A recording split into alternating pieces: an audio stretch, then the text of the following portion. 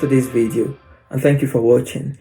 I just want to do a very quick discussion around the scammers and the financial fraud that's going on all around. I mean, just yesterday, I received a text message telling me that there is this delivery, and for me to track the delivery, use this link.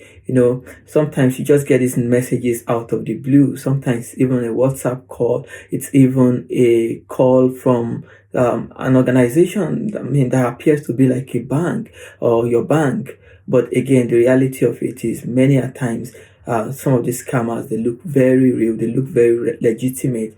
And in fact, in the UK, many people have been affected by this issue of scams. In the year ending 2023, for example, if you look at 1 in 17 adults, for example, have experienced one kind of or one form of financial fraud or the other. You even follow the news, you see people who have lost their life savings because of fraud. So it's an endemic within the society, and the scammers are now using even more sophisticated technology, more sophisticated methods, such that it looks so real. In fact, they now form like a group, a kind of social engineering kind of thing to deceive people. So basically, as far as I can tell, there are several types of scams already ongoing within the system, within the UK. And I think I'll just mention a few of them. One of it is, maybe the very common one, is for you to get a text message telling you that you miss a delivery, like the one I got yesterday, just shown here, telling you missed a delivery and asking you to follow a link to reclaim your delivery. Sometimes they might say, you have an item that is being held back by the custom, and that you need to pay a import duty of £3, £2, just for you to be able for the item to be released to you. And the reality of it is, once you follow those links, they ask you for your details and you provide them this information. They might even deduct just £2 from your account. But the reality of it is, you won't get a delivery. And thinking about it, you might just say, well, what happened? No delivery. But again, you might just say, well, it's £2, it doesn't really matter.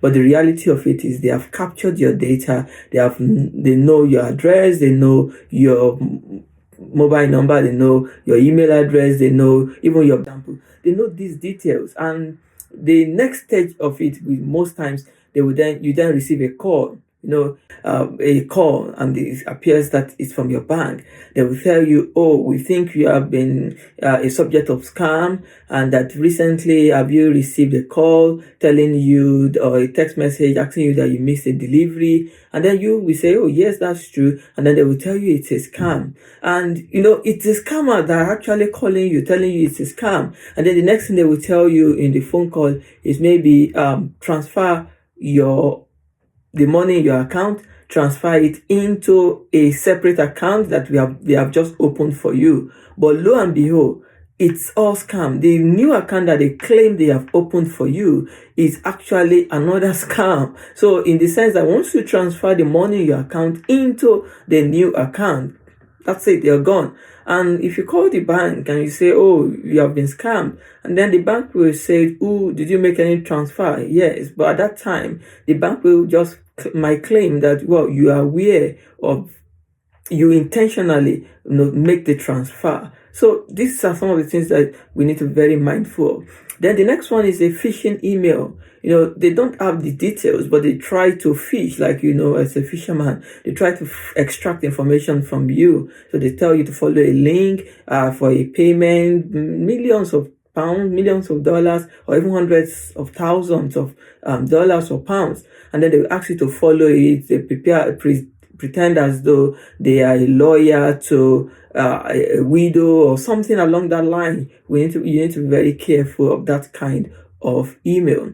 Then sometimes they can even tell you that they are from the HMRC and that you are owing a kind of a certain amount of tax, or sometimes they tell you have a tax refund that is due, that you should follow a particular link. Again, if you are not expecting these things, you need to be very careful about it.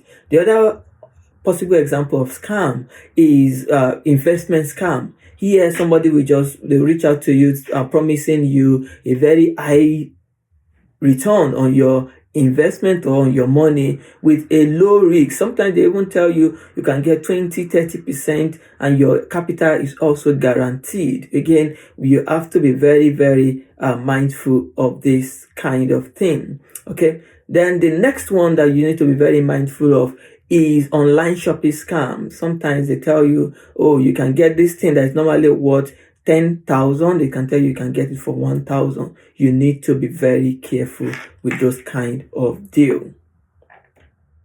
So now that we know the different type of scams that are out there, then the next question is, what should you do? How can you protect yourself? How can you protect your money from this scam?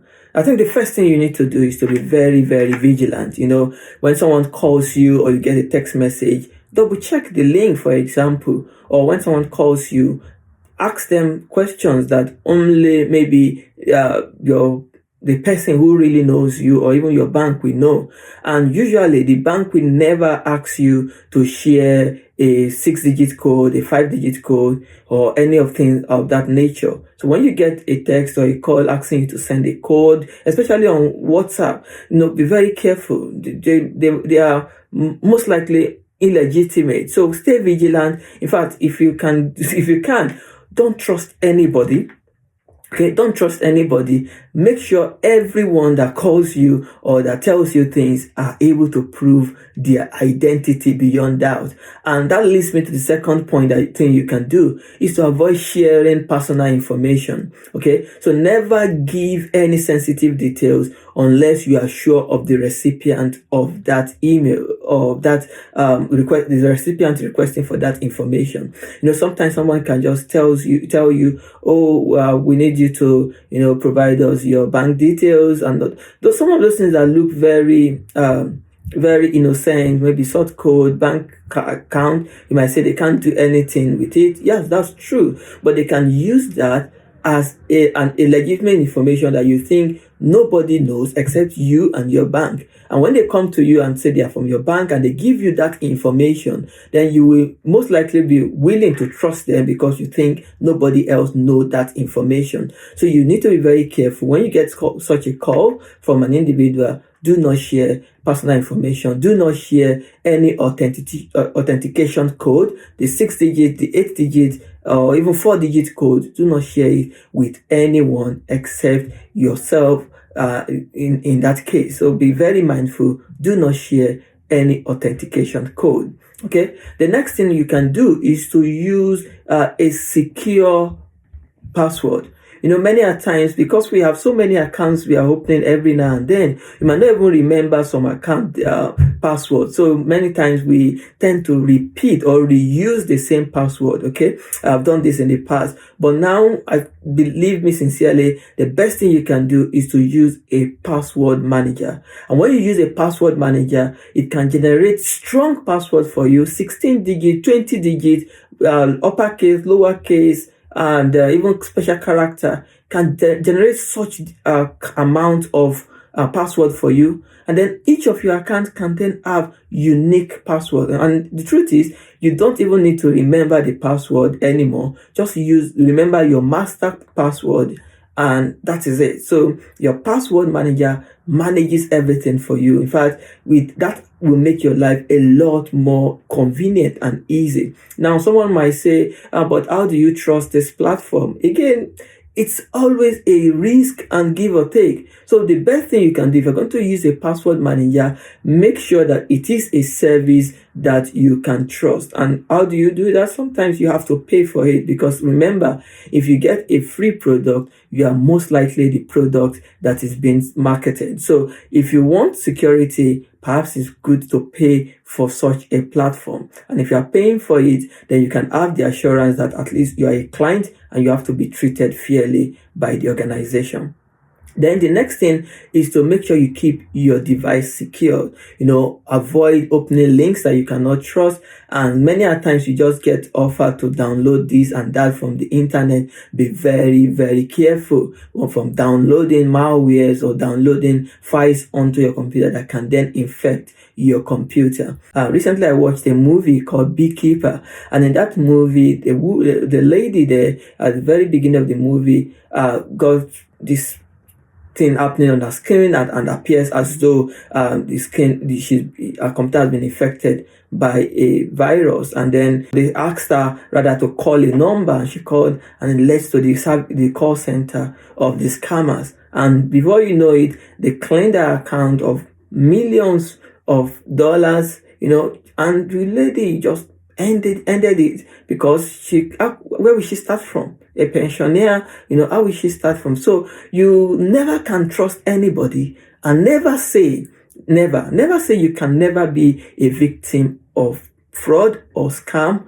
Always be extra vigilant. Don't trust anybody. And if you notice anything that appears to be like a scam, immediately report it either to your bank, report it to, for example, in the UK, Action Fraud. Just make a case of it. Have a crime reference number and just store it somewhere, because again, with more people reporting this type of crime, then the urgency can be seen by the authority, and then resources can be committed into investigating the issue. So to conclude this short video, I think it is very important that you stay informed, understand the nature of scams that are happening out there, understand the issues that you can encounter, and then very importantly, never say never. Don't say, oh, you can never be a victim of fraud or scam.